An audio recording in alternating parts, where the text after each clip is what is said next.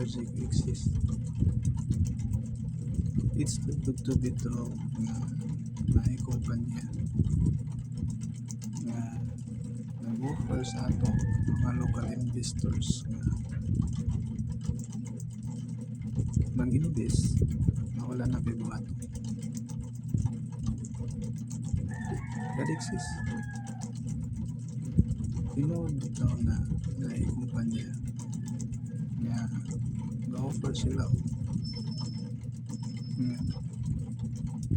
that is Karsiko.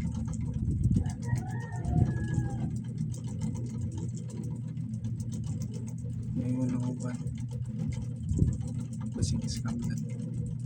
Hindi, direct basing scam.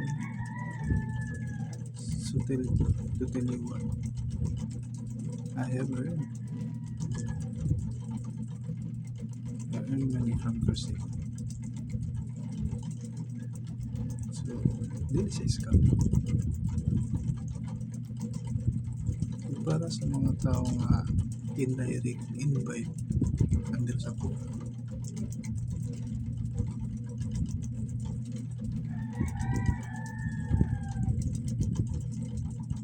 Ayun, papaliw lang ayun mo pagkuhan. Sabihin niya, scam.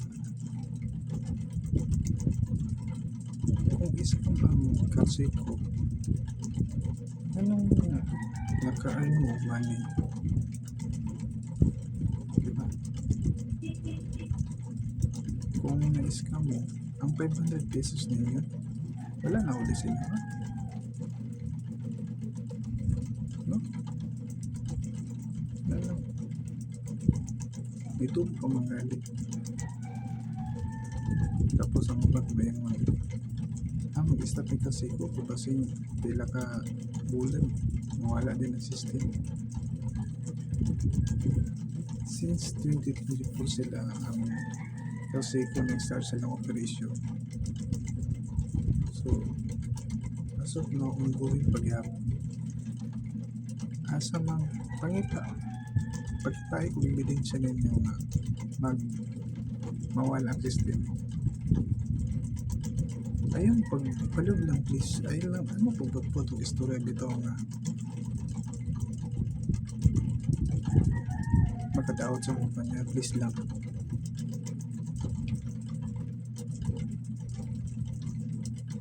Ako, dili ko proud i-introduce sa laing tao ang Karsiko kung scam ka ni. I prove it to myself. I have earned from Karsiko.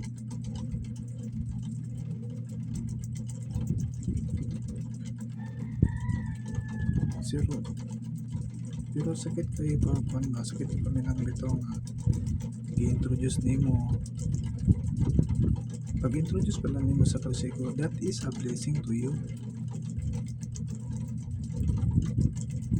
Wala lang give ninyo. Kung inyong seryoso ng Karsiko dito,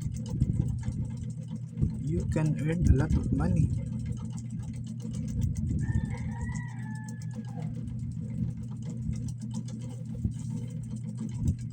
Kung para sa mga indirect ng mga referral, ayun pala, yun lang.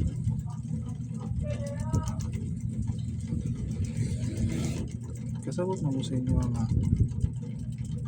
sayang tao lagi kwarta, pero ayun mo pala. Kung wala may kwarta, wala may kwarta.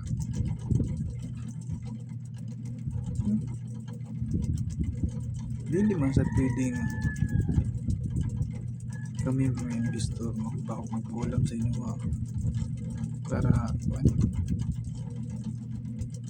once na dili inyong kwarta, dili inyong haniguan, tapos mo enter mo Karsiko, it doesn't mean na seryosohon ninyo ang inyong business. Kung gusto mo nga kung gusto mo mag-invest sa Karsiko, inyong good kaugaling kwarta para seryosohon nyo rin yung negosyo. Lead Karsiko Kalsiko business is for everyone. For me, no.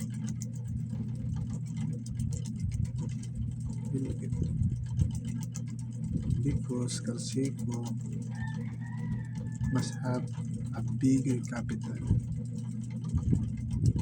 Siyempre, magsugod yung 500 to 1,000 to 3,000. What if kato sa mga daan ng member,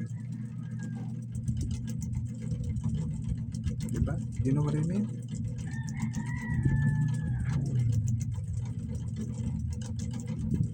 You have to find a way. Pero please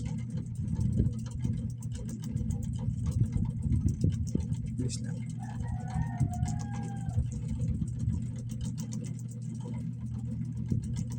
This is a business, and a business is like a battlefield. Not literally by force, but in mental, emotional battle, mind games, mind tricks.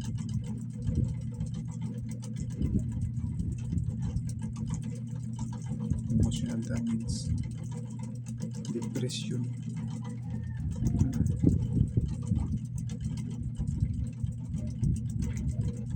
Sakit kayo bang nga lagi mga tao pandaw tungod kay kakaingit.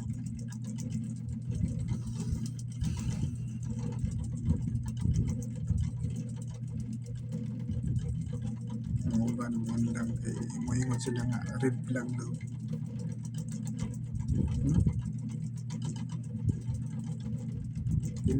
Dili man to ko mo express ang feelings, pero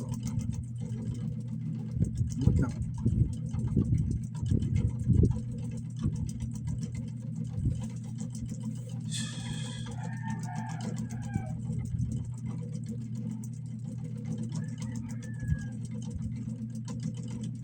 Wala din ang kasagaran sa mga negosyante. Wala gyud kang pante nga negosyante. Tanang negosyante kali nga daghan ang utok. Dili lang kay porque ako ng negosyo. Papitiks na lang para lang sila no. Dagan ko mga negosyante, magamay man umad ako mga negosyante. Nagutan ako. Ang ilang pamilya relax pero sila dito. May mga dagkong negosyante nga gawa na maayat kung unsay baton pagkauman sa isa ka project, sa next project kung sa sunod pa ka project. Dili na ko sila kailang literal, pero nakita na ko kung sa ilang struggle, nakita na ko kung sa ilang kabahala. Tulad ako sila kwarta.